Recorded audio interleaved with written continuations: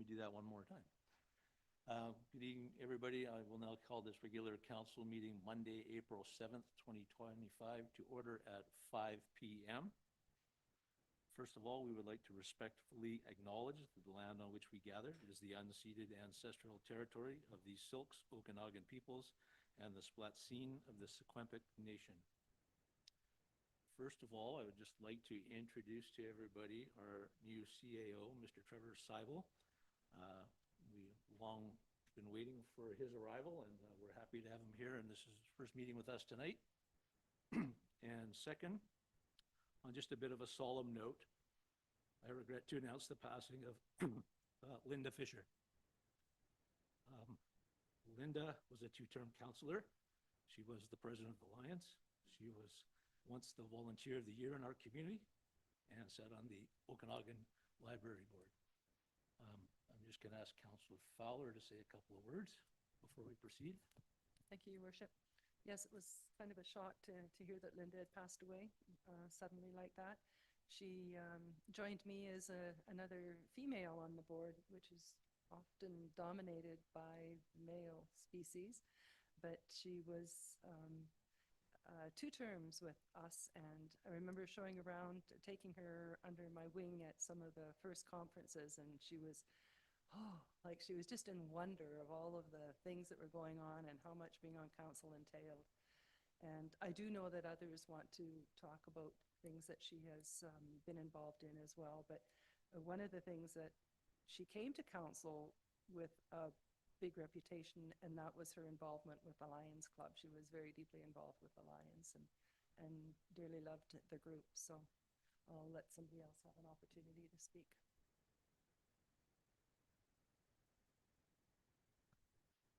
I think everybody's too choked up, and this is just too fresh and new. Okay. But she will be remembered very fondly. All right, moving on. We do have one amendment to the regular council agenda. I'm going to ask Trevor Seibel to inform us of that. Thank you, Worship. So there are 3 pieces of correspondence that are in front of council that need to be added to the agenda. So we need to pass a resolution to that effect, and I will read that resolution out now. That the correspondence received from Nancy and Theo Dykstra, Rachel and Chad Hunt, and the Strata Corporation KAS 3277 regarding development permit application 25-004, which is item 6.5 on the agenda, be added to the agenda. Thank you. Looking for someone to move the amended adoption of the minutes. Thank you, Councillor Valstar, seconded Councillor Nietzsche, or of the agenda, sorry, and then the adoption of the minutes that the March 17th, 2025 minutes, the City of Armstrong regular council meeting be adopted.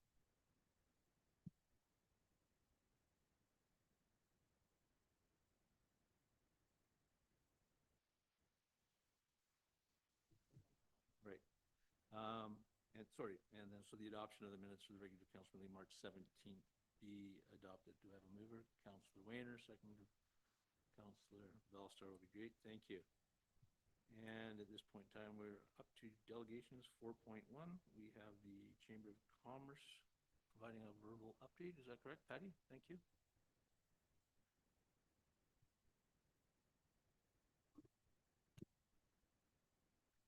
Good evening, Mayor, Council, staff. If I can just add my note about Linda Fisher, if nobody knows, she was also one of the Chamber of Commerce, the Armstrong Spell Machine Citizen of the Year. So she's going to be missed. We'll miss her cookies as well. So most of you were here, with the exception of our new CAO, when I came in November, December, to chat about the marketing and promotion project. We were engaging with check creation. And at that time, I had mentioned to you that we were applying for the Rural Economic Diversification and Infrastructure Program funding. And we were really hopeful that we would get some funding. Government was a little, yeah, maybe you might not, it's oversubscribed, blah, blah, blah. Anyways, right after they told us that, we got a lovely letter, And we were successful in our grant application, and I'm pleased to tell council tonight that we got $274,099, which is a huge amount for our community. This is going to be used for 2 years. It is marketing and promotion for our community to visitors, new residents, new businesses. It will also, part of that package is going to be how we're going to keep our businesses here and how we're going to encourage them to grow. So because I had come here to share that with you, and Councillor Nitchie, you asked if anybody was going to be replaced if we got this funding. No. Everybody on our team is going to keep their position. But I just wanted to personally share with you our success and to thank you for the letter of support that you gave. And I had also requested from council a letter of support for the new destination event fund, which has replaced the fairs, festivals, and event fund. And we're going to do 2 applications, one for the Big Cheese event for 2026 and one for Downtown Light Up this year. Don't know if we'll get it. It's a crapshoot, but maybe our luck will hold. So anyways, I just wanted to bring you that news, and thank you, and welcome, Trevor. Did anybody have any questions for Patty? Yes, please, Patty. Please come back to the mic. I don't want to hold you up. That is great news. Congratulations on your grant writing and promoting our community. I wondered if you've heard of Gardens BC, part of Tourism BC. It's relatively new. They But- just sent something out this week, yeah, Oh, today. good. Okay. So I've been talking with a counterpart in Sycamore that was involved with Communities in Bloom. And she's really excited about trying to get something together for our area. There are several destinations in BC. There's Northern BC, there's Vancouver Island, Metro Vancouver, but nothing yet for Okanagan. I think it's the Okanagan Kootenays, Central Okanagan, somewhere in there. And that's really too bad, because with the Trans-Canada going right past Salmon Arm and Sycamoose, they're looking at trying to bring a garden to the Japanese internment camp that's at Yard Creek. And they are just in May going to be opening their healing center, which was a partnership with Splatine, and they'll be doing gardens in there. And they got in touch with me to see if we were interested. And I said, we might be a little bit early because we're busy trying to organize downtown revitalization, but that we do have our drought tolerant garden now, and the city is going to be promoting drought tolerance, and that maybe in another year, when we get going on our downtown, that would be a really good idea to get involved in. So we were thinking from Sycamoose, Mara, Lake, Enderby, Spal, and then into Armstrong, which is the rail trail, which will be bringing people into the area on their own, but just to have those extra little perks along the way. So maybe just something we can think about in another year or so. And Deb Heap is the one who is been talking about it in Sycamoose. I'll watch for an email. Thank you. Perfect, thank you. Before I leave, anybody else? No. Anybody Okay. else for Patty? Pardon? No? Oh, No. I was just making sure that nobody else wanted to speak. Congratulations on that. And just before you step down, Patty, you are still looking for a letter of support for this next intake? For this Yes. next grant. Yes, Thank you very much. thank you. So. No money. I'm not asking for money from you, just a letter of support. So looking for a mover that council provide a letter of support to the Armstrong Spalpine Chamber of Commerce in support of their application to the Destination Events Program for Community Marketing and Promotion Project. Moved by Councilor Nietzsche, seconded by Councilor Wayner. No questions, I presume. All those in favor? And that will be carried unanimously. Thank you, Patty. Next, moving on to 5.1, departmental updates. I'm going to ask Mr. Seibel to lead this as we move forward. Thank you, Worship. So this is just the monthly update that staff has put together. No specific presentation, but we do have staff available to answer any questions from the information that's here if there is from council.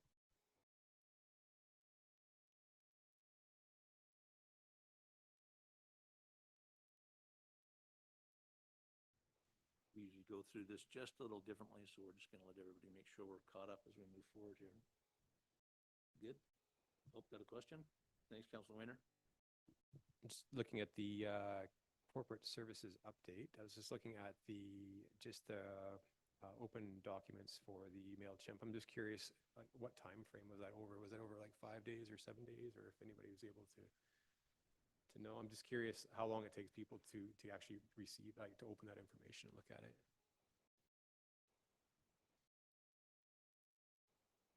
Through your worship to Councillor Wayner, I would have to follow up with Emily on that information. I don't have it at my fingertips. Sounds good. Thank you.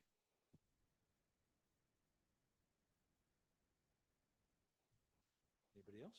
No, we're all good. I just like to ask Mr. Smith, I read an article, I believe today, that we've got a lot of rain, predominantly in the mid and south Okanagan recently, and they said that actually is not helping the snowpack level, just the increasing or making freshet a little earlier.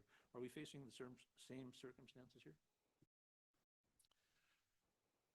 Yes, in a nutshell, the rain has been good to a certain aspect, but we are seeing above seasonally normal temperatures in the past week and a half. So we are seeing an increase in freshet melt that is taking place at the higher elevations. We anticipate within the next week and a half, we should see most of the snowpack off within the mid-level, which is under 1,000 meters. So right now, Silver Star Mountain is sitting at approximately 98% of normal, which is great to see. It's up from where it has been. But as we know, rain events do have a substantial impact on our snow. It causes a quicker melt. As we know, if we put an ice cube in our drink, it'll be gone fairly quickly. So the same thing's happening with our snowpack. So both operations department and myself are monitoring the reports that are coming in, as well as also watching our creeks for potential flooding. But then also we have to look at it in the aspect of the reoccurring drought that we're in right now for water conservation as well, and for our wildfire situation. Thank you, Mr. Smith. Oh, Councilor Nietzsche. Thank you, Worship, and through the chair, through the CAO, I'm just wondering if we could ask Public Works Manager if he could just give us a little bit of an update on final design for the downtown revite project on PV, as well as the sewer pilot project. Yeah, through your worship to Councillor Nietzsche. For both projects, we're just in the final detailed design for the downtown revite and updating the opinion of probable costs. We should have that wrapped up here towards the end of the month. And then we'll be looking to put a plan in place to look towards moving towards tender towards third quarter to keep that project on track for 2026. For our pilot project with the sanitary treatment, we did have the pilot program infrastructure roll into town yesterday. It's located over at the ADR site, and the crews will spend the next 2 weeks getting set up and starting to divert some of the flows through for treatment, and then we'll start to look to finalize the pilot program. So that is well underway. When it's up and running, we'll look to schedule an opportunity for council to come and see the equipment and the process and follow up on that. Thank you. Councilor Wayner. Yeah, just looking at these smart manhole covers, and I was just wondering if you could give me a little bit more information about how they might be used. They look intriguing. Yeah, through your worship to Councillor Wayner, we have implemented 4 smart manhole covers in town, basically one for each quadrant in town.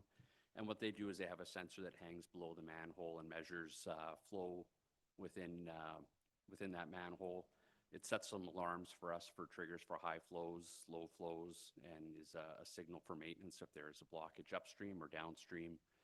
But the other thing that it does provide us is kind of some real-time data on flows, especially in relation to weather events. When we have significant rainfalls, we can then monitor the infiltration into our sanitary system, and it gives us an overall condition of our system.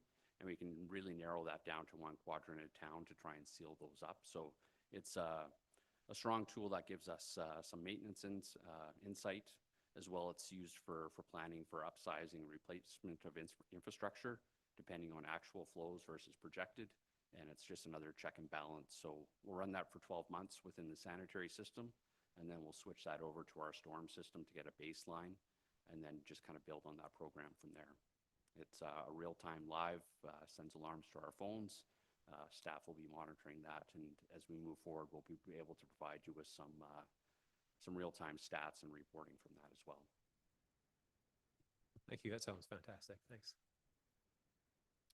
Yes, I just wondered if we could check with Public Works. There had been some discussion last fall about Communities in Bloom perhaps doing some work on the landscaping, but if that's still a possibility, if we could have maybe some communication about timelines and expectations and that sort of thing. Thank you, Councillor Fowler. Mr. Saville, I'll get you to look into that as time permits.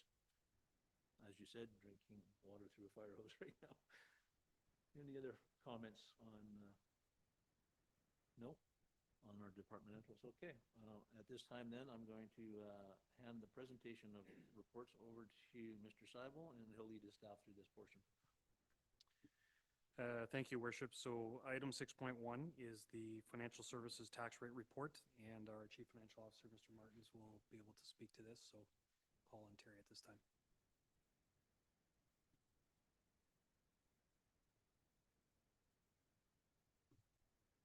Thank you.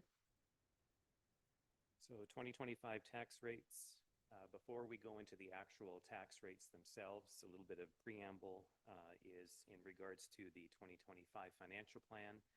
As Council will recall, the budget included an overall tax revenue increase provision of 4.6% in 2025.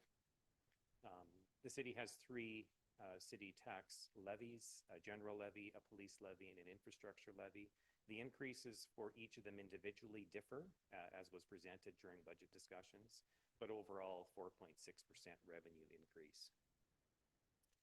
So in regards to property assessments, the finalized assessments were received recently, and for the first time in years, the market change for Armstrong was an actual reduction, not an increase. So a 3% reduction in overall assessments for market change.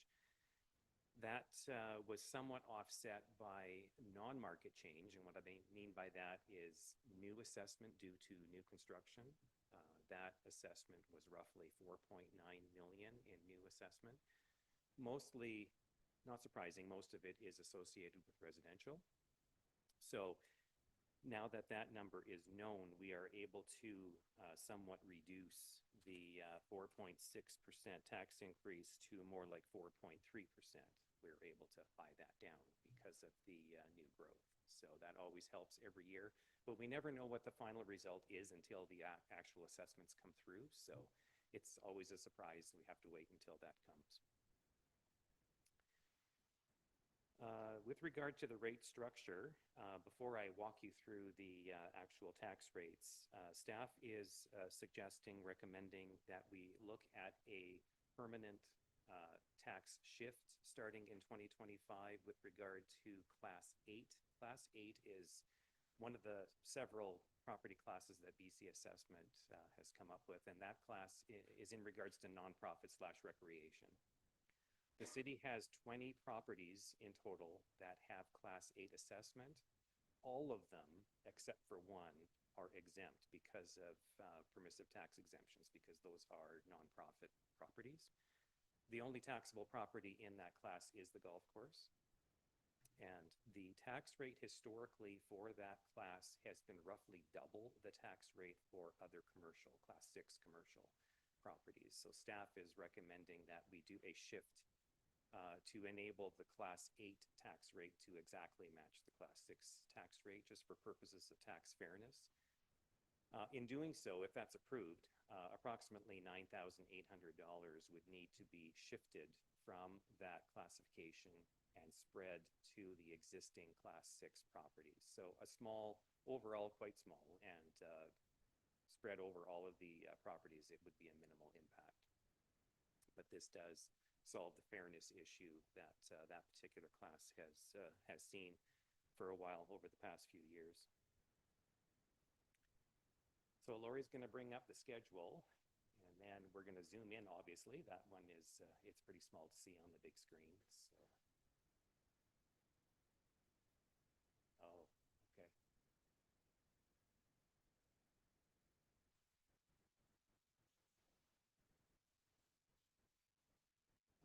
think maybe one more. That should probably do it. There we go. So this table looks more intimidating than it is, but I will walk you through the various columns that we need to look at here. So essentially, columns 1 to 3 would be for 2024's taxation. So the tax rates, the budgeted revenue in 2024, and the percentage allocation between the property classes. So this top table is the general levy. That's the main city tax levy. So for that particular levy, if we look at columns 4 and 5, column 4 is the new revenue associated with the budget increase, and column 5 is the new revenue associated with non-market change or the new construction. So the two of those together equal $9,294. That's the shaded green amount. That is the amount that was budgeted to be the increase in revenue for this particular tax levy. So the new construction actually provides almost all of that. So the actual increase to pre-existing taxpayers for this levy is very small at $2,108. Column 6 is a reallocation between the classes, so no net change, but this is where we are proposing to move some of the half of the recreation, or what is needed to allow the tax rate to be equal to Class 6. So $6,753, shifting that from Class 8 to Class 6, where it's business. The other allocation that's shown there affects light industry, and that is necessary in order to bring the 2025% allocations back to approximately what was in our financial plan under the policy statement. So back when the budget bylaw was adopted, there was a policy statement where the expected allocation between classes was approved by council. So with any new assessment roll that comes through, sometimes that allocation needs to be massaged and shifted to make it work. And especially with new construction, new assessment for that affects predominantly one class and not the others, it requires some shifting. So that's what that is. Column 7 is the targeted revenue after all of those changes happen. So 2.8 million approximately is the new targeted levy for general purposes. And then column 8 is the newly calculated percent allocation. So now the other recommendation that staff is making this evening is that council approve that revised percentage allocation. It differs slightly from what was passed in the budget bylaw, but it's very similar. Column 9 is the new 2025 assessments, and then column 10 is the calculated tax rates to make all of that happen. So those are the proposed tax rates for the general levy. Column 11 and 12 is for information purposes only. That is the calculated ratios between the two classes. Now, what I mean by ratio is what all of the property classes, what the rate is compared to residential. So residential is always a 1. And if you look at business and other, it's 3.38 for 2025. So what that means is the business class for taxes would be 3.38 times that of the residential class. So that differs slightly from the 2024 calculated ratios. Again, this is presented for council's information so they can see how things have shifted from one year to the next. So next we'll go to the next table down, and that is the police tax. Same idea here in that what was budgeted was a flat $35,000 revenue increase in 2025 to bring that police levy closer to where it should be so that the city relies less on the policing reserve, so that this levy, the goal is that this levy will fully fund the policing costs each year. So we're getting there. It's going to take several years to get there, but $35,000 was budgeted as an increase this year. So the non-market change, or the new construction, provides approximately $1,899 in new revenue. The rest of it comes from just a budget increase. So the targeted revenue, $770,000, and column 8 is the new allocation. So what we need to do is make sure that those percentages exactly match the percentages in the general levy, just so that the distribution of tax rates on all of our levies are the same, to keep things consistent.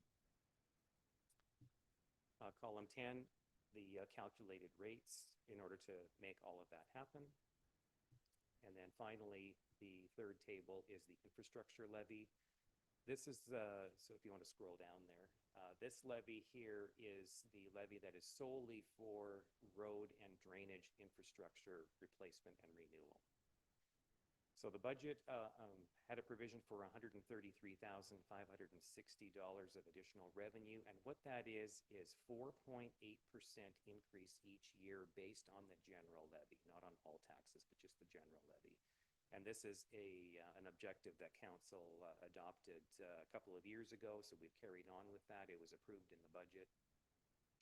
So that additional funding is substantial in that last year's infrastructure funding from taxation in column 2 is $352,000 and change, and now we are going up to $486,000.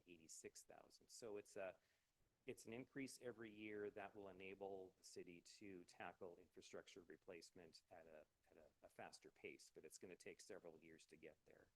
So this particular levy yields $486,000 in revenue for 2025. Column 10 is the calculated rates to go with that. The orange-colored highlighted amounts there is kind of a double check to make sure that all of the revenue that we are calculating here amounts to the 4.6% overall tax increase. So that will exactly match the percentage that council approved.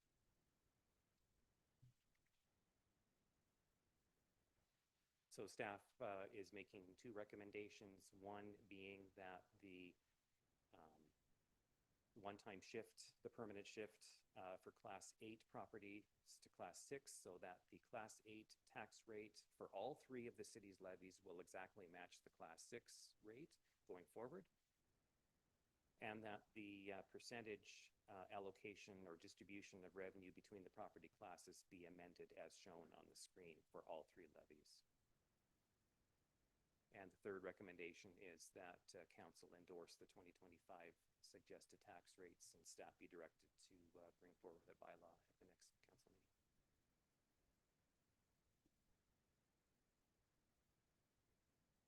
Councilor Nietzsche, yes, motion second by Councilor Wayne, and Councilor Nietzsche, you have the floor. Yeah, thanks, Terry. Terry, can you, I don't know if you know the history, but do you know why the golf course property was placed in the Class 8 category, or why was it not placed in commercial to begin with? I believe BC Assessment classifies golf courses in Class 8 as a rule. That's the assumption I'm making here. Yeah, and why the tax rate historically has been double. I don't know the background on that, but. Okay, so do we do any benchmarking in terms of golf courses in other municipalities? Are they classify them in the 8 or in the 6? I haven't done any benchmarking for that, but I have done some benchmarking for what other communities, how they have the Class 8 rate compared to the Class 6. And pretty consistently, Class 8 is considerably lower than Class 6. But in our situation, the only taxable property is a business. It is the golf course. So I couldn't justify recommending it below. It should be at least at the same level. That's fair. Yeah. Any further questions? So moving forward, we will use all 3 statements and that the 2025 tax rates are endorsed and presented, and that staff are directed to integrate them into tax rate bylaw for consideration. Will encompass all 3 of the motions. They've been moved and seconded, so I will now call the vote. All those in favor? Carried unanimously. Thank you, Terry.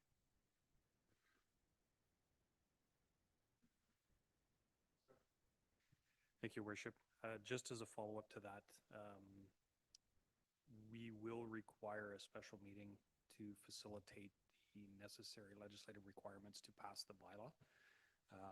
Terry and I were just talking about possible dates, and I'll send something out to council probably tomorrow just on what those options are so that we can set that up properly to get everything to meet our statutory dates to get everything filed properly. So With that, we'll move to item 6.2, which is the Financial Services 2024 Financial Report, and Mr. Martins will be speaking to this as well. Thank you. So essentially, this is the year-end variance report, just to show council how 2024 looked like financially. Just as a form of clarity, the numbers I'm presenting is in a format that resembles a modified cash basis. In other words, this is the same format that our budget is presented. In other words, it includes transfers to and from reserves. It includes capital expenditures as expenditures, debt principal payments as expenditures. When the financial statements come your way shortly, within the next month or two, or next month, they will present a different methodology of reporting, just because financial statements have to be done in a certain way. Transfers to and from reserves have to be omitted. Capital expenditures have to be omitted because they're asset purchases, not expenses. So you're going to see two different versions of 2024. So the purpose of this is a simplified cash basis report that shows what the ending surpluses were for 2024. So Lori is going to bring up the document, and we will, yes, we'll have to zoom in on that one. So we'll start with the general fund, and general fund revenue came in slightly under budget, budgeted a little over $9 million, and came in at approximately $9 million. So a 2.95% variance on that one. So we'll go through it rather quickly here. So taxation, fairly consistent, fairly on track. Government grants, we were under budget by about $196,000, and the reason for that is projects like the Carey project, like that project, as well as cultural training and the Fire Smart project, were all budgeted to use provincial grant revenue in 2024.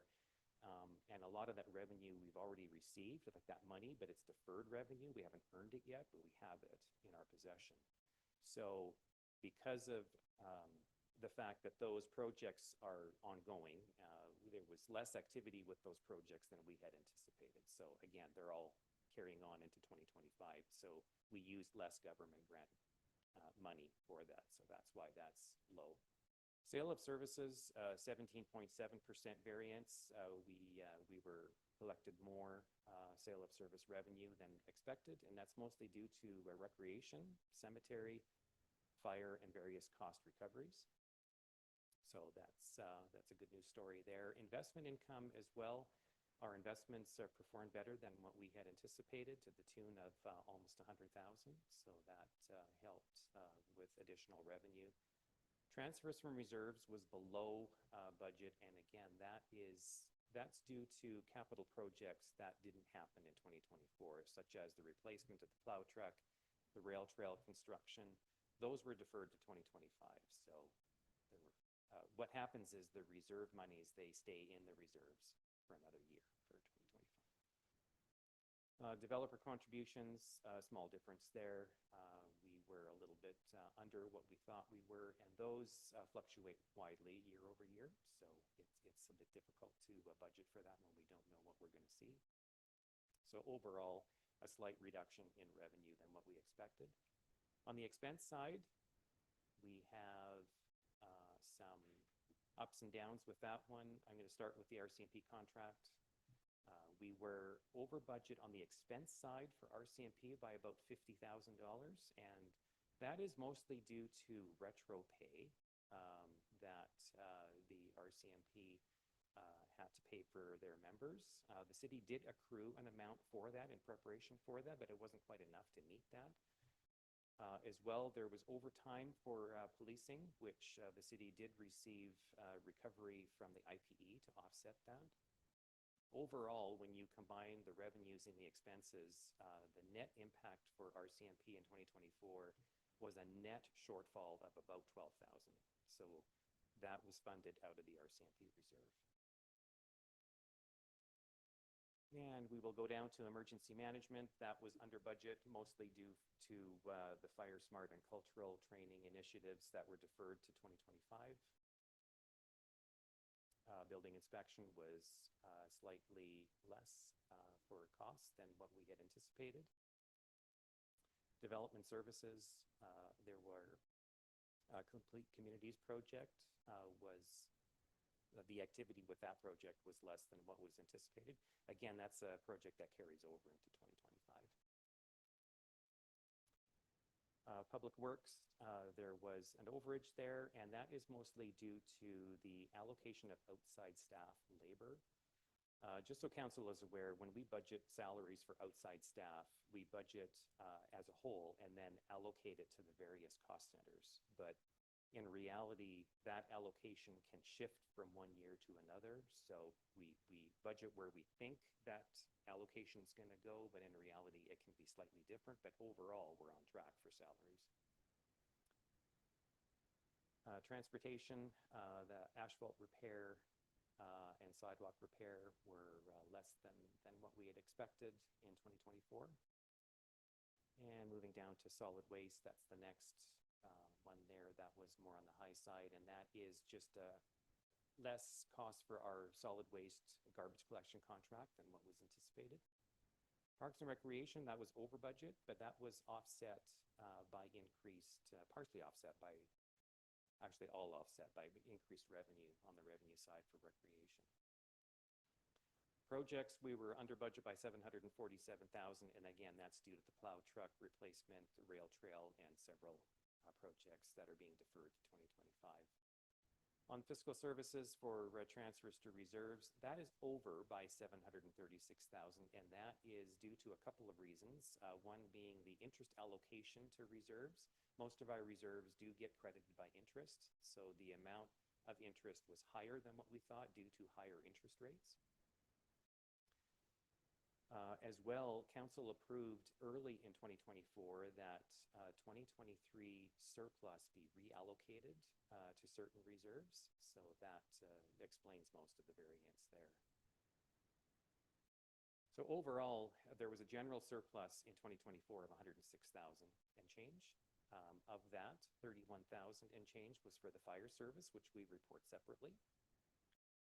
So the rest of that surplus is $74,956 for general functions. Staff is recommending that of that surplus, $50,000 be reallocated to the roads and drainage infrastructure reserve to build that up somewhat. So I'll move on to water and sewer.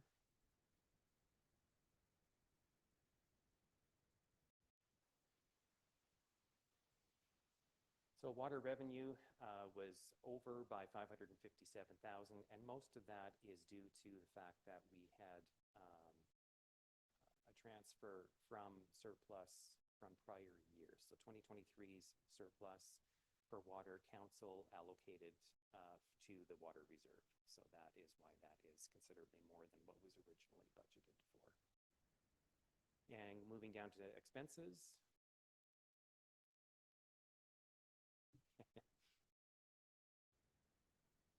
So some areas of the water fund, some were up, some were down. And again, a lot of the variances are with Public Works staff on how the allocation of their actual hours were for the year compared to what we expected them to be. So that's most of the differences. Transfers to reserves, we were over by $560,000.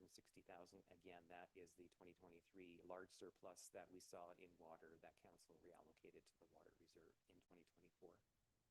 So overall, there was a net water surplus, a small surplus of $38,233.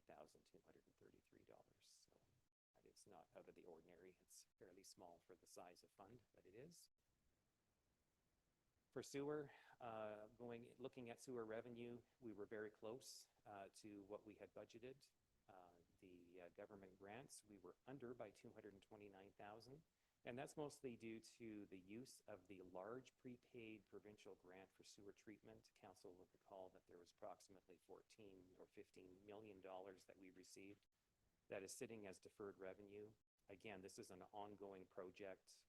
We used less of that funding than what we had anticipated. 2025, we'll definitely see more of that grant money being used as that project continues. Transfers from reserves is an increase or a higher than expected there. Again, 2023 surplus was reallocated. That's somewhat offset by the Okanagan Street sewer main diversion project came in under budget, so we didn't have to use all of the reserves that we had expected. On the expense side,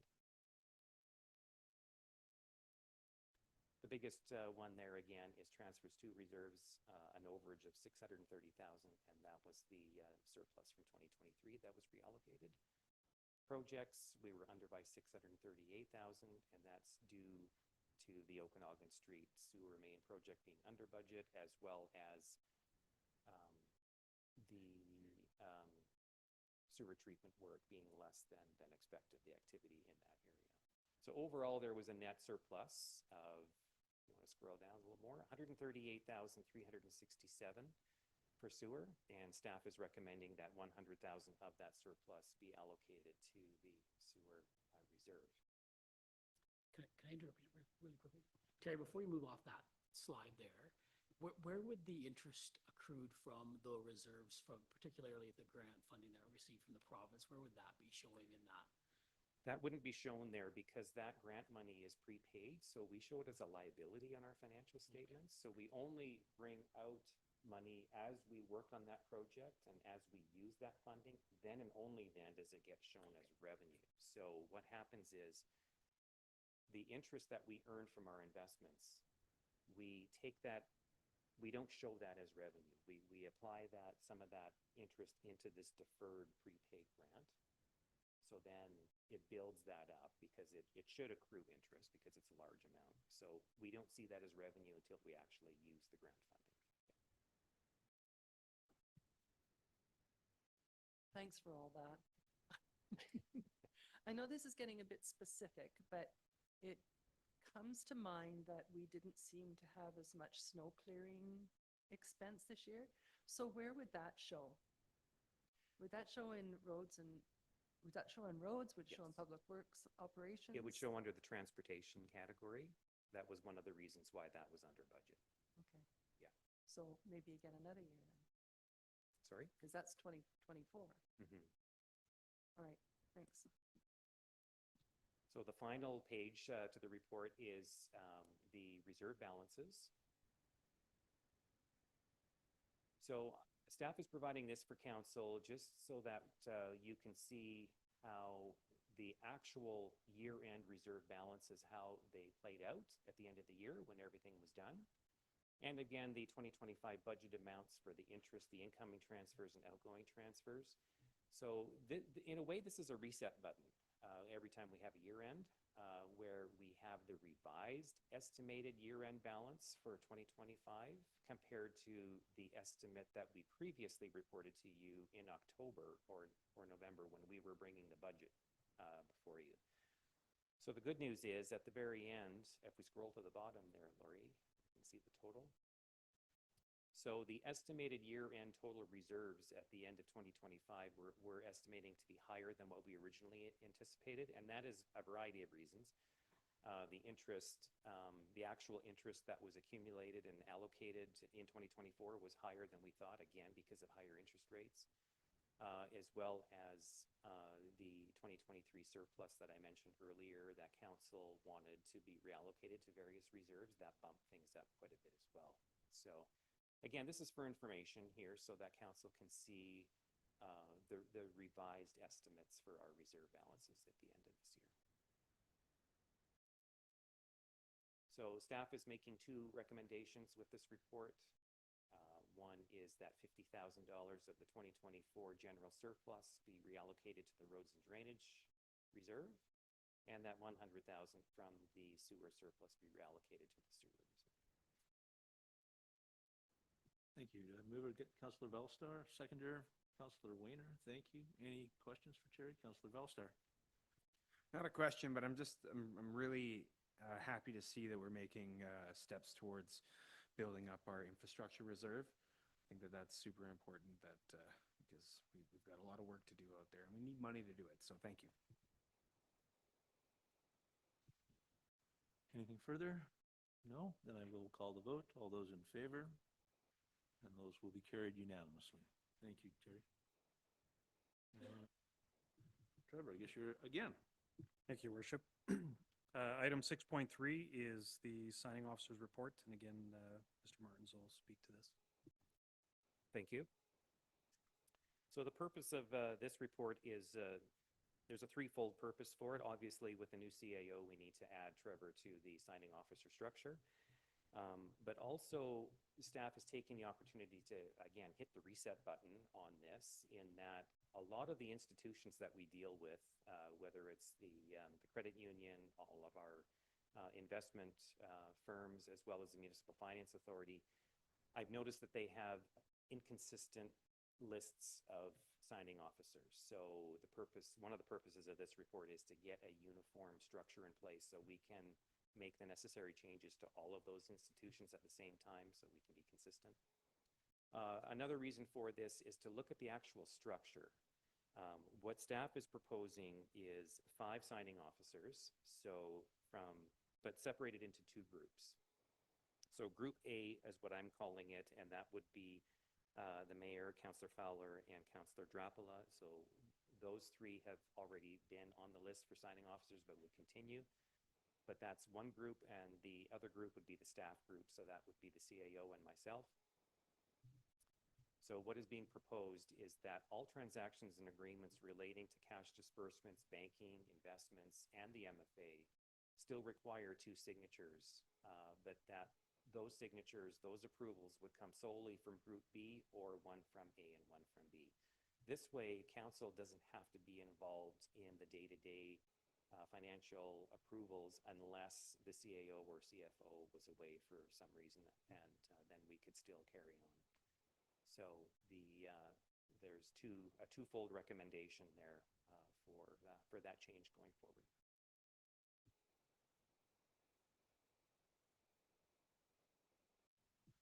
Do we have a mover on that motion?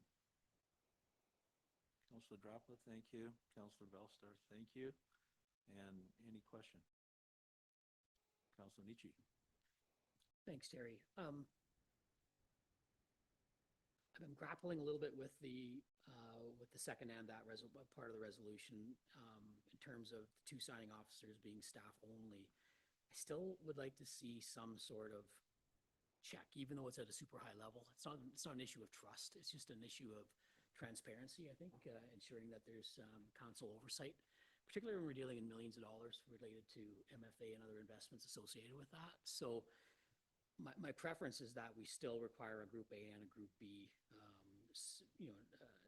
signatories on some of those major transactions. I don't know if there's a threshold number maybe that might be better to work under, but I'd just like to have some of that council oversight just on the transfer of some of those major financial decisions that are being made. So that's my only concern.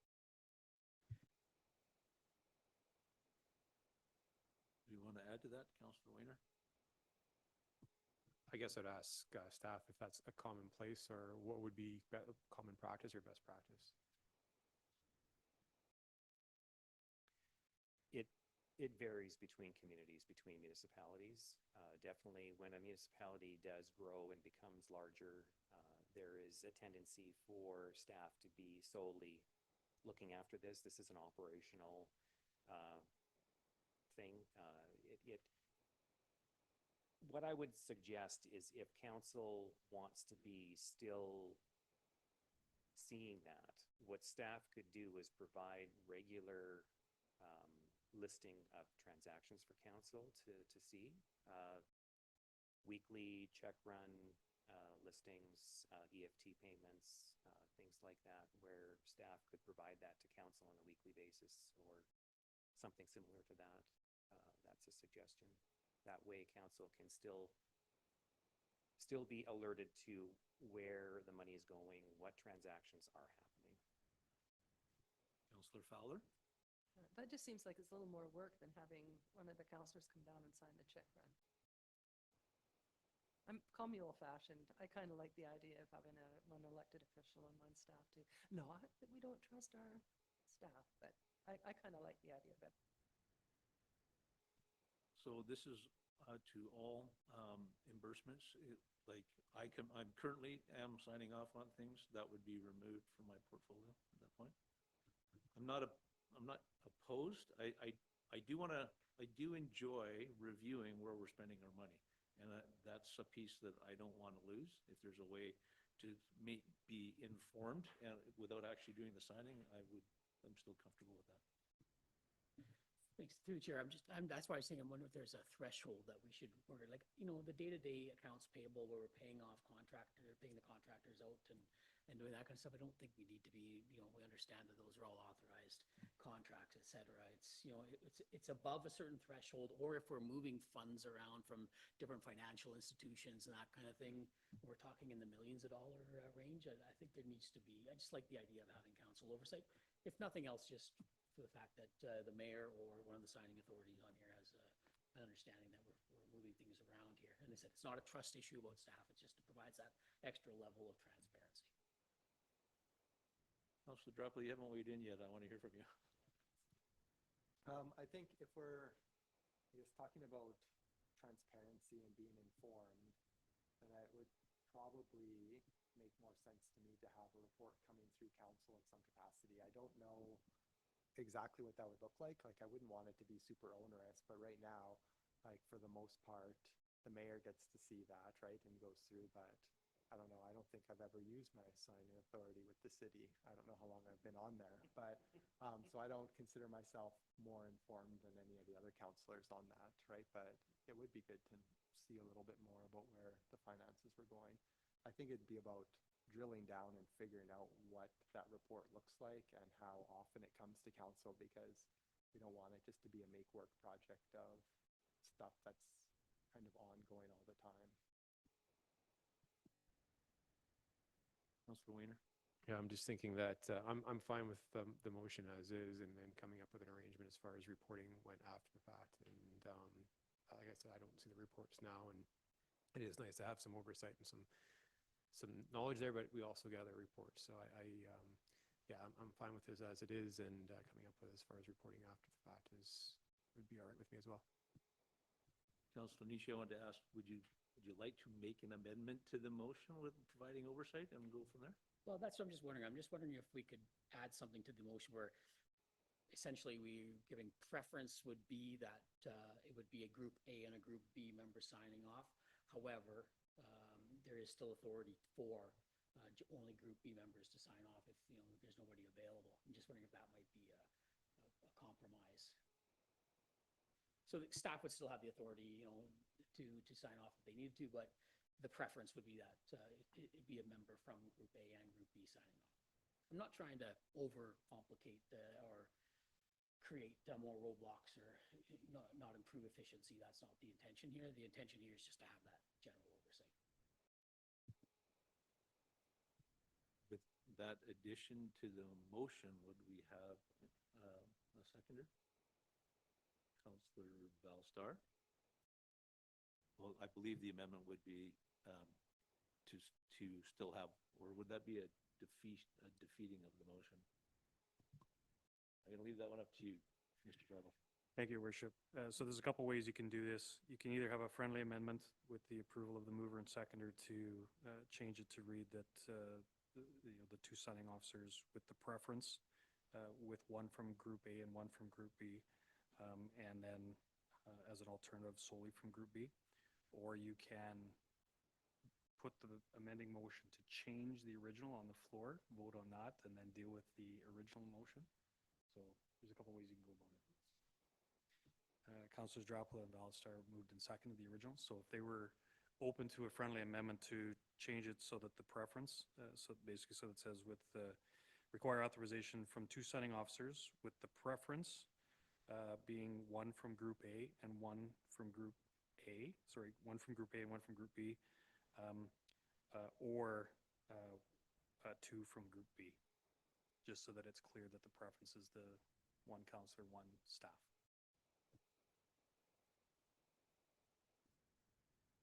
With three councillors or three elected officials in Group A, I don't ever see an instance when there wouldn't be the ability for one. So I think if that's the case, then I I don't think we need to add there's a preference in. It's just remain with Group A and Group B. I'm not opposed to the motion as it's written though with the reporting piece. So I guess I'm saying I'm not comfortable with the friendly amendment. Councillor Bellstar? Yeah, it just maybe to help me come along here a little bit. Could you give me an example of how this would make things easier?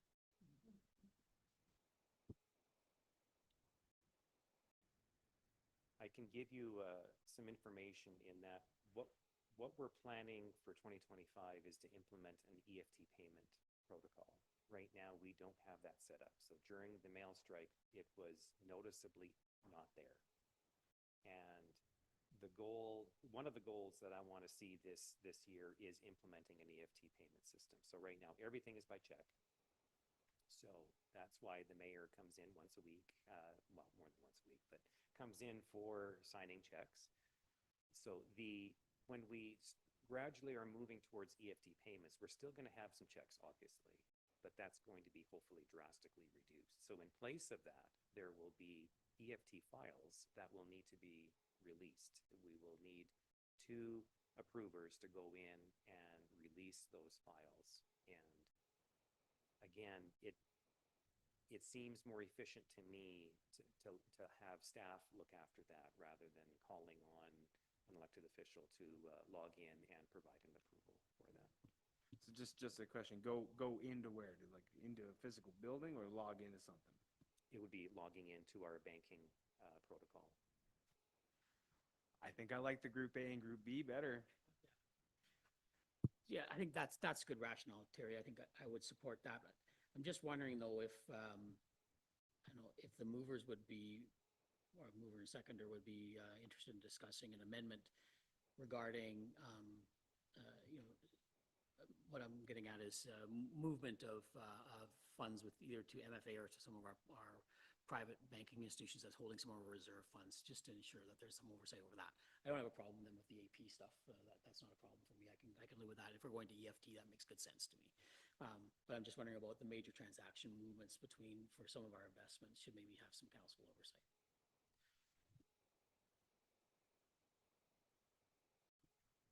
I would be supportive of that. It would just be coming up with the definition at some point. I don't know if we need that definition today with the motion or if that can be at a later date to discuss the definition.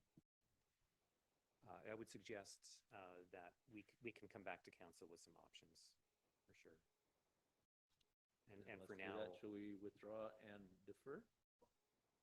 I have no problems voting on the motion as it reads right now with the direction to staff to come back with an idea about policy regarding investment relocation or reallocation. I'm just curious if that makes it any cleaner, or we were presented with a package that we would all agree on. For me, I'm willing to vote on this, but I'll support this one as it's written right now with that direction and to come back with this regarding MFA and other financial institution investments moving forward. Okay, so Councillor Drapla and Councillor Bellstar, are you going to withdraw your amendment?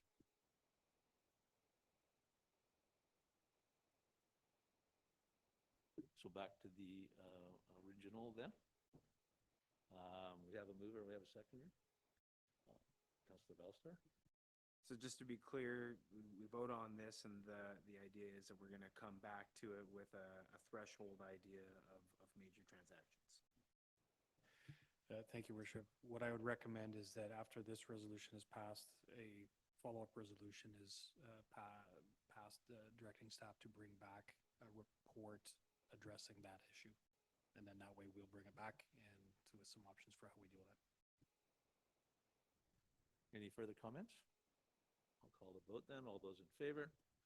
That will be carried unanimously.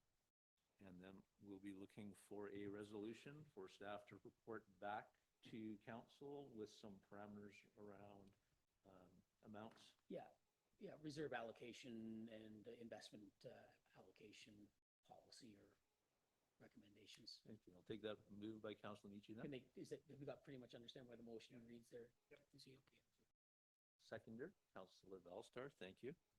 Any questions? Seeing none, I will call the vote. All those in favor? And carried unanimously. Thank you. And Mr. Seibel, again. Thank you, Your Worship. Item 6.4 is the Fire Smart Committee, council appointee, and our Manager of Community Services, Mr. Smith, is here to speak to this.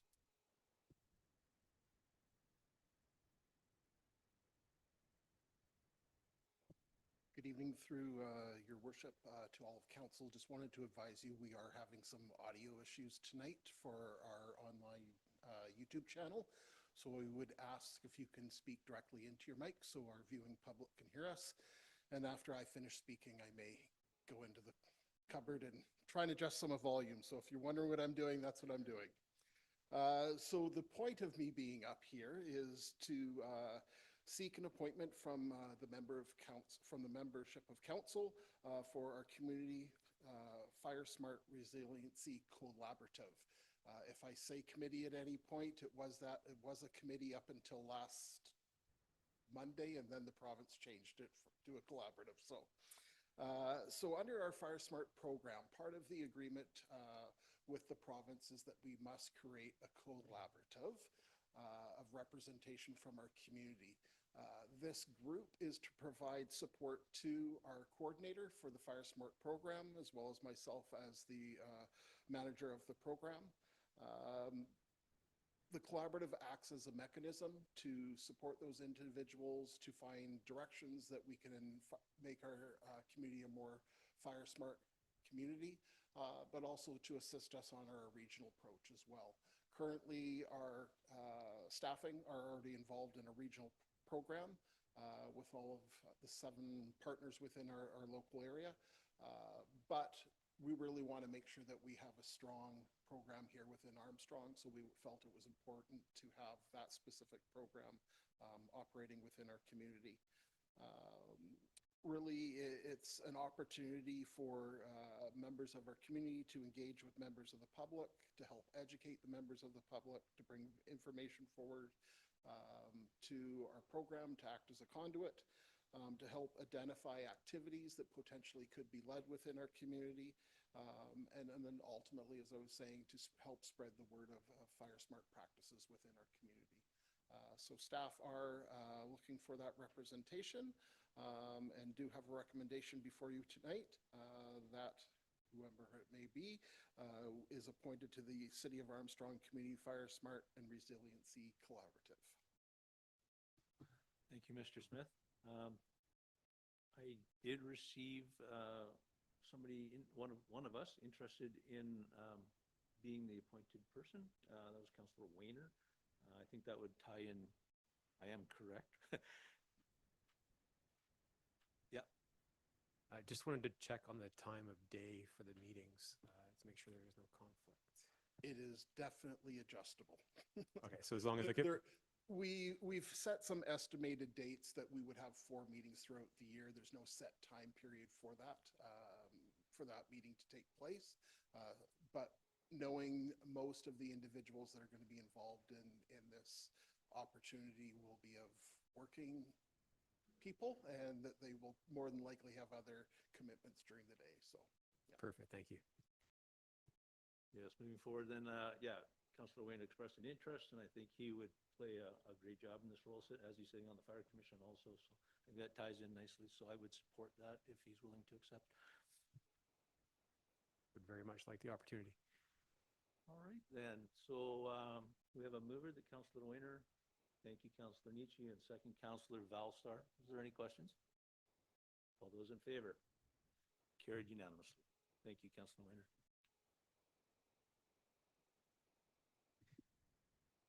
Thank you, Worship. Item 6.5 is Development Permit Application 25-04, as well as Development Variance Permit 25-05-DVP for 3755 Patton Crescent.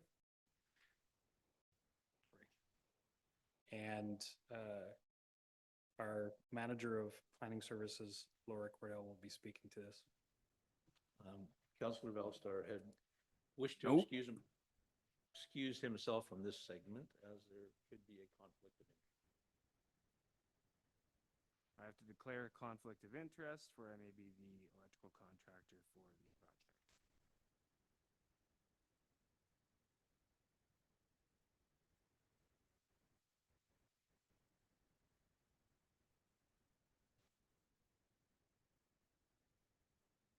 Okay, thank you, Your Worship.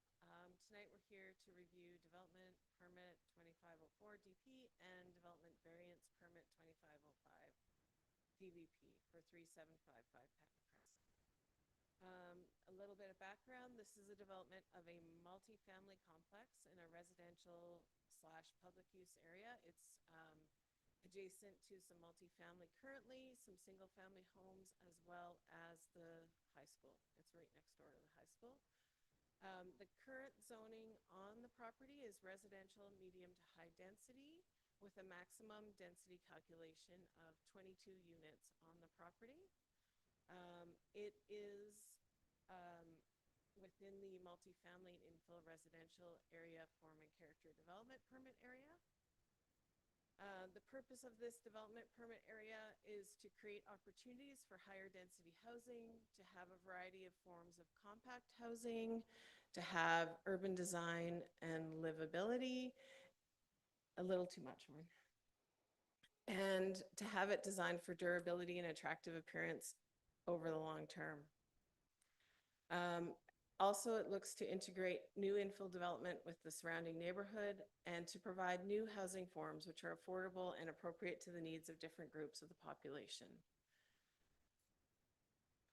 The development permit requirements are that the facades are well designed with consistent use of materials, windows, articulation, and roof treatments.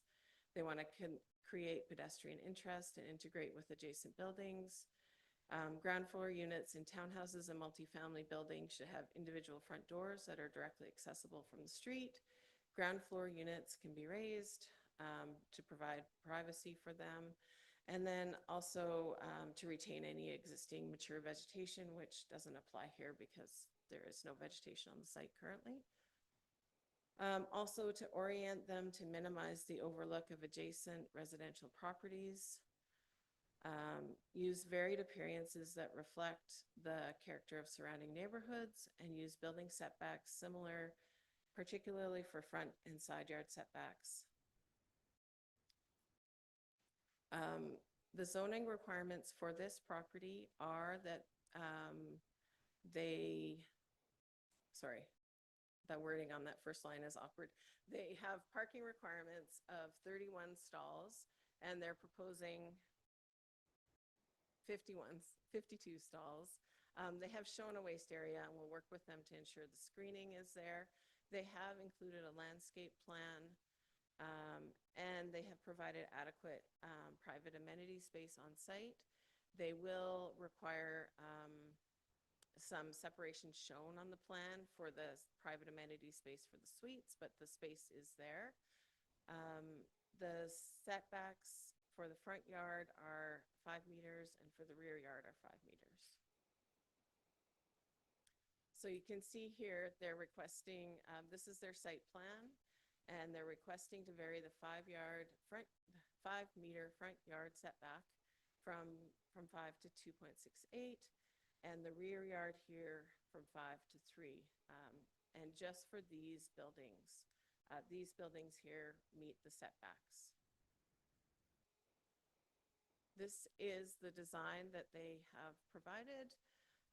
It is 5 duplex buildings with 10 duplex units, each with a suite in them. This is the landscape plan. They do have some landscape screening on this side with some lilacs. And here they have less on this side. There's an existing cedar hedge. This is one of the areas we can talk about as we move kind of further along. And then they've got the parking shown on here, and there's visitor parking and bike parking as well. So the application was referred out to the operations manager, the building inspector, Gentech, fire protection officer, the fire department, RCMP, BC Transit, BC Hydro, Fortis, and TELUS. I'm not going to read out the BC Transit summary. They have basically asked us to reduce the parking requirements and make it a more urban development so that we have more reliance on transit. However, of course, we have minimal transit in town, so I think we need to be a little bit careful about that. The bylaw department has noted just concerns about the hydrant location and that we have to consider that. The city engineer has brought up some concerns about the proximity of Unit 7 to the statutory right-of-way. I have had some conversations with the developer about how they can begin to address that, and we'll be able to put a covenant on title to address that. Fortis is just noting that they may have to upgrade their capacity. The application was mailed and delivered to all the adjacent properties as required in our bylaw. We received 3 responses. Council has a full copy of each, so these are just highlighting some of the kind of themes of the concerns.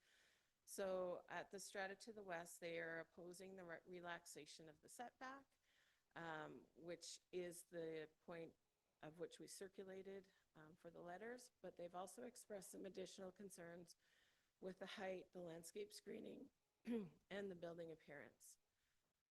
The residence directly to the east of the property has raised concerns with sewer capacity, any proposed easements, rooftop patios, and overlook and parking. And then the house to the east of that house has also expressed some concerns with the sewer servicing in the area, and just that this will increase the busyness of this area, which is already very busy with the 2 schools and the drop-off there. And then also that this may increase off-street parking on Patton Crescent, sorry. Too many P streets. So in general, overall, the application does meet most of the bylaw requirements. It meets all of the zoning bylaw requirements except for those 2 setback requirements that they're asking a variance for. The applicant has indicated that they have considered overlook and they've tried to limit the windows on the sides facing the neighboring properties. And then I'll show you in the next slide a drawing that they've provided to show the angles of the overlook, and they're proposing that those angles will kind of avoid looking directly into people's yards. We've been working with the applicant on the concerns around the statutory right-of-way, and they're aware that we're going to require that 219 covenant to make the owner of that unit aware. So the variances that are requested are at that bulb and at the rear yard. A lot of the concerns raised, so around the sewer infrastructure and the busyness of the area, are definitely very valid concerns. And this will increase the traffic in the area. It's going to change. It's been an empty lot for a very long time, and this is going to bring a lot more people to that area. But it does meet what our bylaws are asking for. The height is in alignment with what council approved on the previous form of this development.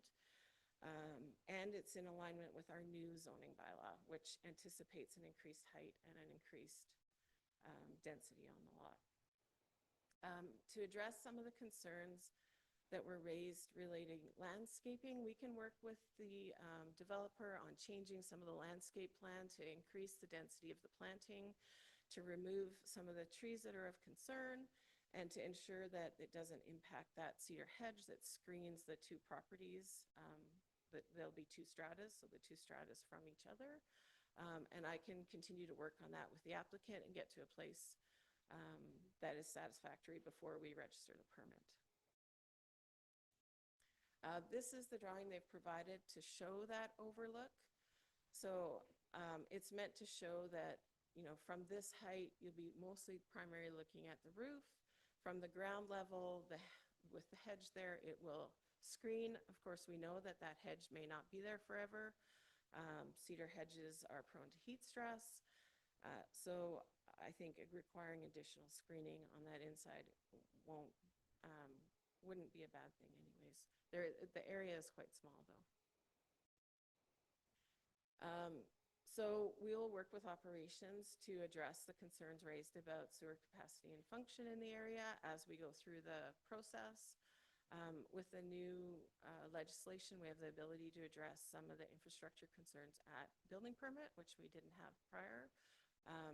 Before it would have been done at rezoning, which this is already rezoned, so it doesn't have that ability.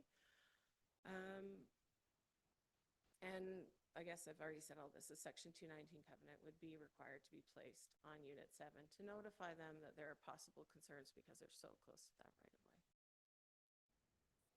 So this is a recommendation that is in your report. It's basically recommending approval of the front lot line setback from 5 to 2.68 and the rear setback from 5 to 3. And that the permit for the buildings be conditional upon getting a letter of undertaking and entering into a servicing agreement to address servicing. Now, we do already have a letter of undertaking related to the previous permit, so it'll really just need updating to relate to this permit.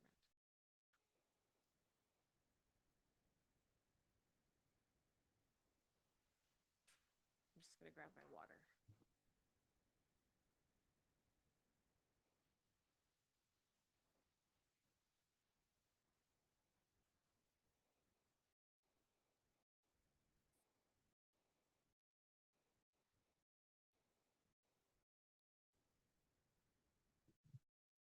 All right.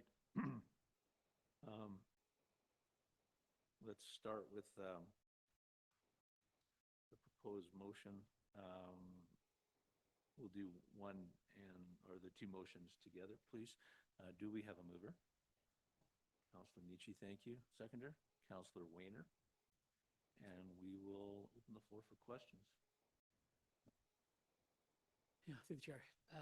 You might not be able to answer this one, Laurie, but perhaps Councillor Fowler will remember. Was this parcel part of the original ALC exclusion for that development that happened in there that created Apothecary and Hornby and Country Lane and that whole development? Was that part of this original exclusion?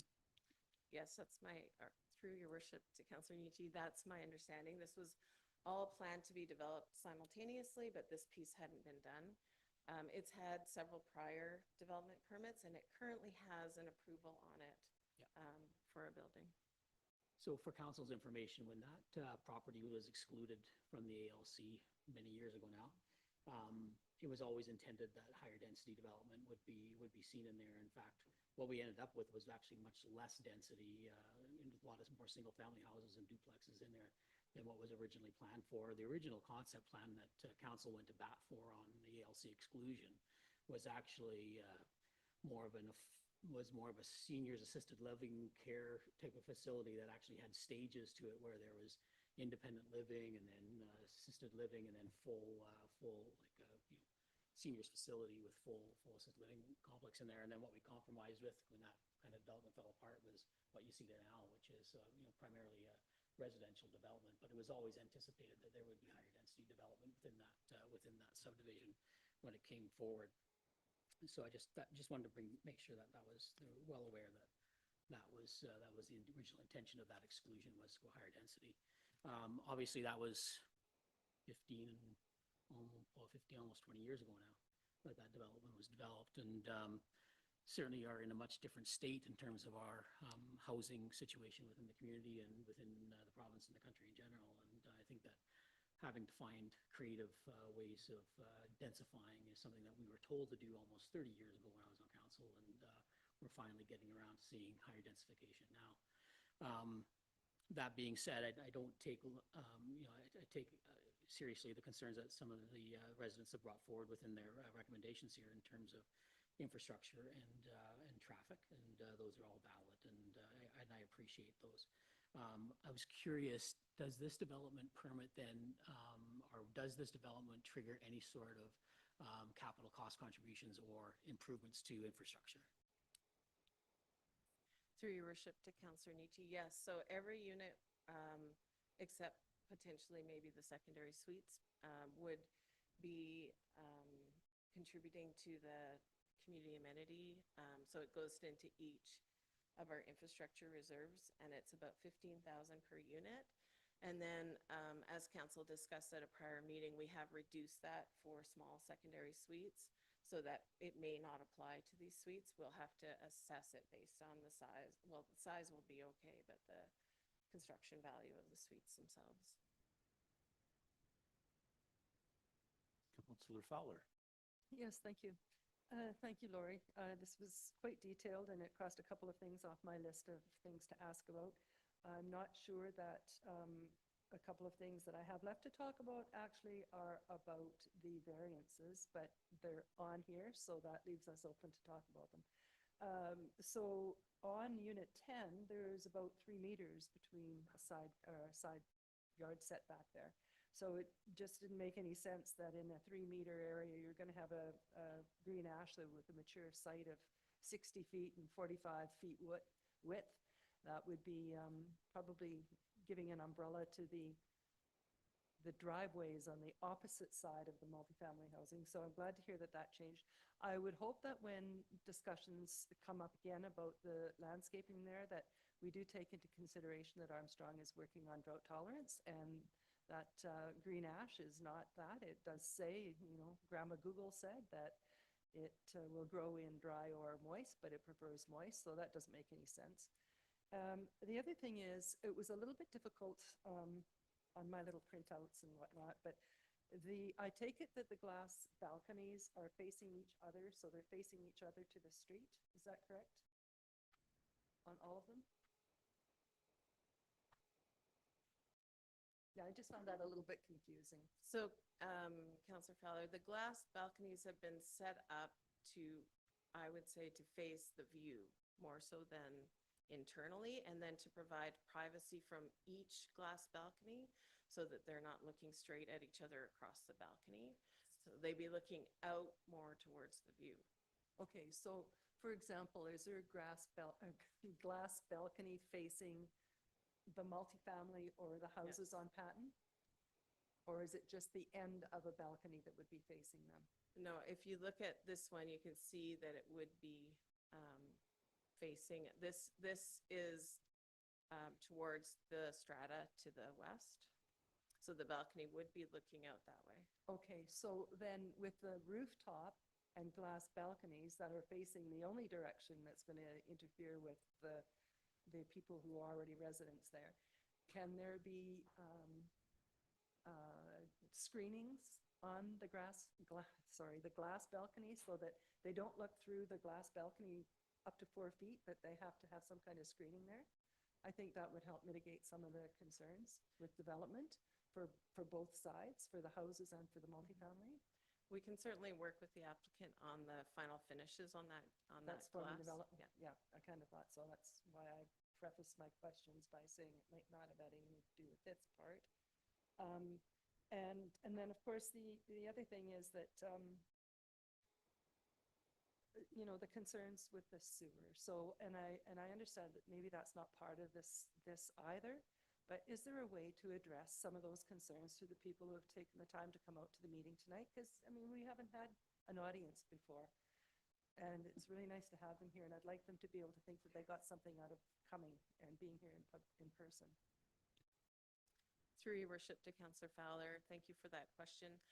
What my plan is to do is to sit down with the operations manager to talk through the concerns that were there and to respond to the concerns that were raised in the letters with a letter back so that they'll be able to have an answer to some of those questions that they raised around the sewer system, particularly. Yeah. But I didn't have the answers with me to dig into them since I received the letters this morning. So thank you. And one other thing then that came up was the on-street parking. So with is it about 15 to 20 extra parking spots proposed in the development?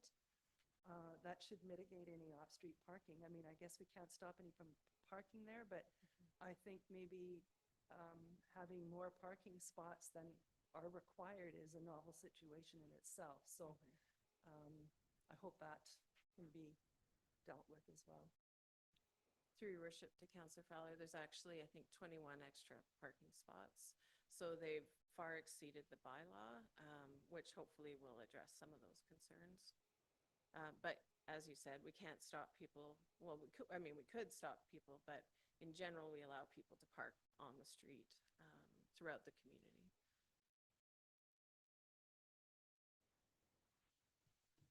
Councillor Draper, do you want to weigh in, or? Councillor Wayner. Thank you, Your Worship. Yeah, I think most of my questions have been addressed in one way or another. It's a difficult position where we've, the minute the province has downloaded a lot of density onto us, pre-approved a lot of this, it's pretty much set. The one comment I did have was just with my new hat on, thinking in terms of fire smart, and if we were doing drought tolerance and different plants as far as, fire risk, as far as, using them as a wick or whatever. So just coordinating with our fire smart coordinator for maybe some input on some of the plants would be beneficial. Thank you. Yeah, I was also going to say something similar to that. I note that we might need to look at our bylaw because, again, that's proposed to use bark mulch in the facility and a lot of it, and I think we're trying to move away from any form of bark mulch at this point in time, given the Fire Smart initiative.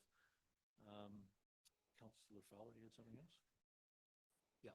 If your worship, if you don't mind, what will be good is when the new official community plan is adopted, it has those policies around requiring fire smart and water tolerant in the landscaping. So they'll be embedded in our policies, and then we'll be able to put that into our zoning bylaw as a follow through. And so I think we're on the way to doing that already. Thank you. I think I did mention the rooftop patios, but I'm not sure if I suggested that we make sure that there's screening there as well. Somebody on a rooftop patio looking right down on somebody playing cards and having a glass of wine and sunbathing maybe isn't the best thing to do, but if there's some screening there that they can look at the mountain or look up, so be it. Moving forward, if this is approved tonight and you're talking about making changes further down the road when the OCP is, which rules are we playing by if we were to approve this tonight without those changes in effect?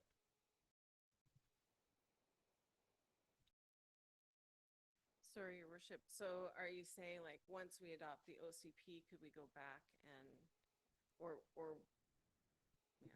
No, if we follow the recommendation provided by staff tonight, they don't fall under those guidelines of the OCP because it's not in place yet. So do we have the ability to enforce that they move through that, even if we're voting on it tonight?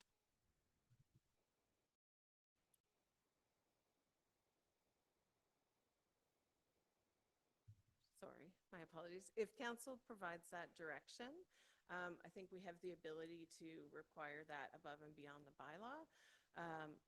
It's not in our bylaw, but that doesn't mean we can't ask for some changes to the landscape plan to meet those goals. I'm going to only assume that because of the height of the buildings and the privacy issues and then the lack of setback on a couple of the units only, so it's not affecting the whole thing. That's why we have lots of people out wondering what's going on. We do need this type of housing in our community, and I'm very supportive of it. I just want to ensure that there's a way that we can find a happy medium. Cedar hedges die off quickly. They're, once again, not part of the Fire Smart program. Is there something else that we can work with the developer to put up to provide that separation? And also it would provide actually more green space in that unit if you're not talking about a hedge that's 4 feet wide or 3 feet wide. Thank you, your worship. I think we can definitely work with them on that. I noticed on the front they had lilacs rather than ash trees. And I know at my house our lilacs are very hardy. We never water them. They provide really great screening. There are other options that we can use. Currently, the cedar hedge is existing on the neighboring property. It's not what they're proposing on their property, but I can work with them on the landscape plan a little bit more. Thank you, Lori. Go ahead, Shirley.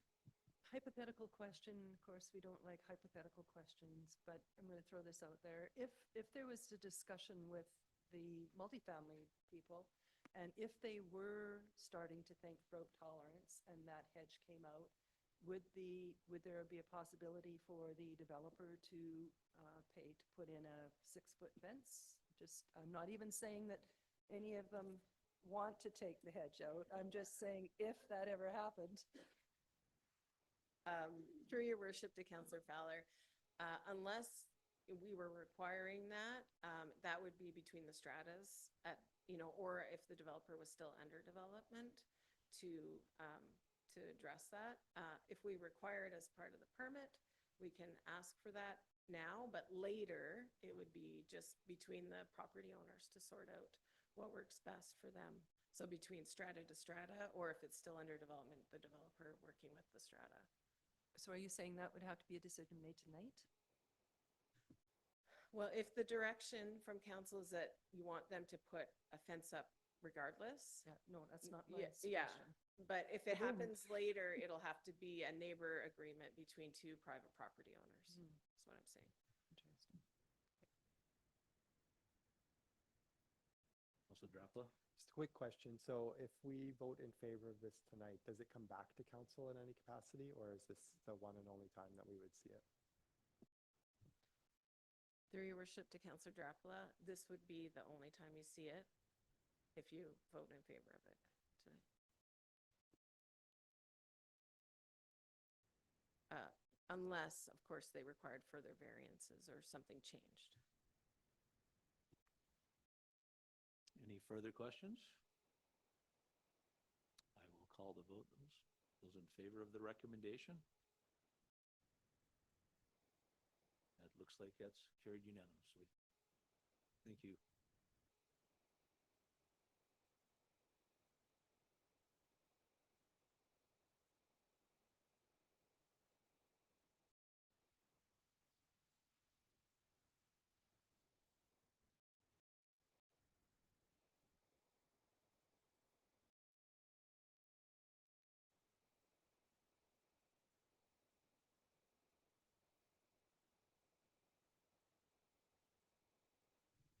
Ms. Cordell? Your worship, I apologize. It looks like I didn't share the presentation. So for the people on YouTube, I will put it online so that they can look at the presentation along with the recording. Thank you. And moving along to 7.1, correspondence, letter or request seeking a letter of support from for the IPE and Stampede. Moved by Councilor Nietzsche, seconder Councilor Drapla. Was there any discussion? Councilor Wayner. Sorry, in relation to the letter of support?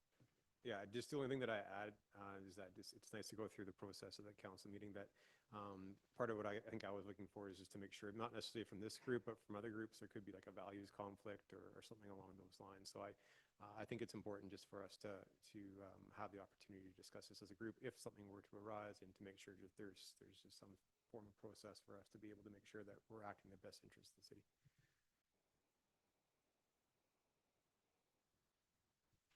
No further comment. Did you want to say anything?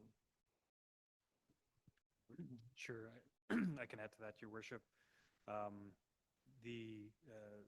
There's a document in front of council that is the resolution that would get it endorsed for this, and part of this was to just provide a sample understanding of both the letter that we would issue.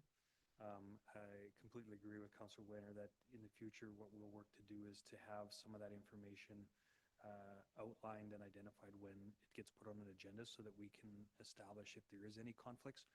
As an example, I know in the past there have been different programs that allow both community groups and the local government to apply from the same pot. So it would be a little bit awkward if there was a application that the city was looking at that was then in conflict with potential request for support for something. So we will be monitoring that as we come forward and in any future applications. Thank you for that explanation. So the actual, we've endorsed sending it. The actual endorsement would be the council provide a letter of support to the Interior Provincial Exhibition and Stampede in support of their application to Destination Events Program for the 2025 IP event. And we we've already moved on that, so we will call the vote. All those in favor? Carried unanimously. Thank you very much. And then next, liaison reports and committee reports. Councillor Drop, I think you're on this one. That's right. Outlined some of the meetings that I've been at over the last 3 weeks. I think they're pretty self-explanatory. Are there any questions from any of that?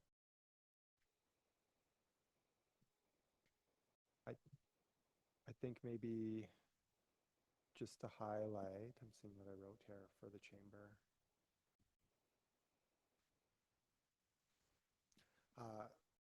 In them having the conversation that we've heard before from the chamber with wanting us to look at the mobile food vendors during the IPE, they're also going to be approaching council and staff just regarding some type of co-development of a pilot project for parking for businesses. If there's some understanding, I think there's concern from businesses that it's just they lose the residential business during the IPE because people can't park anywhere close, and so they can just say, well, I'll come back another day or I'll wait till some other time, but they're not actually seeing the traffic from the IPE patrons, right? So we know the IPE brings lots of people into the community and puts us on the map, but it's not necessarily benefiting the businesses during that particular week. So I think they're wanting to just have those discussions with staff and council about if there's anything they can do, and not necessarily making a bylaw adjustment, but if there's some type of pilot project that they could come up with to see if, try something out, see if it works. If it doesn't, then so be it. So just so that we're not surprised when that comes forward at some time. Thank you, Councillor Drappa. And good? Go ahead.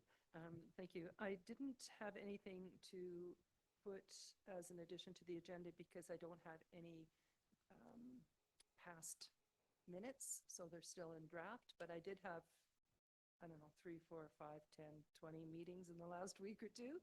And just in a nutshell, I wanted to mention that with the assessments going down for Armstrong, which is kind of a novel thing for the last few years for us, we will see a decrease in our percentage going forward to the hospital board, which is rather nice because that was a big budget that they passed this year. And also the same with the sterile insect because the assessments are down.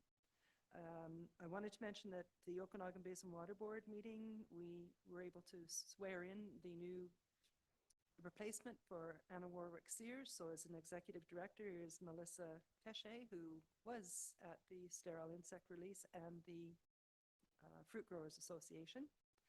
And had a meeting with Minister Popham concerning SIR, and the SIR board highlights. The meeting was just on Friday and they don't have the highlights, so they will be coming and be added to the next agenda as well.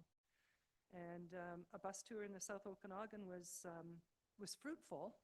It was all about fruit trees and vineyards. And the reason I'm bringing it up here is that some of the major concerns with these agricultural tours are the decisions that are made at around a council meeting when people aren't informed or aren't aware of how those decisions affect fruit being transported back and forth.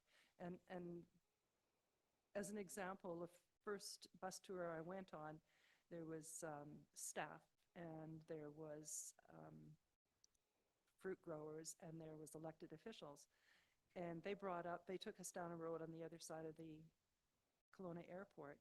And there were some speed bumps there, and they said, well, there was a new subdivision had been put into that area, and the speed bumps were there because the people in the subdivision were just sick and tired of vehicles speeding up and down. But in Kelowna Council, they didn't realize that that's the main road to take peaches to market. And so it contradicted the safety for peaches, because one little bump in a road with peaches, and of course they brown. So that really raised my awareness of decisions that are made, not so much for us because we don't have that transport of fruit in the area, but when we're making decisions around the council table, there's always another side that has a different concern. So there'll be attachments at the next meeting for all of the regional districts just strumming along. Thank you, Councillor Fowler. Anybody else? All good? Then at this time, we'll move to 9.1, move to an in-camera session. The council move in camera pursuant to the Community Charter, Section 91-C, labor relations or other employee relations, and G, litigation or potential litigation affecting the municipality. Do I have a mover to move in there? Councillor Drapula, seconder Councillor Wayner. All those in favor? Carried unanimously. Thank you. That concludes the public portion of the meeting.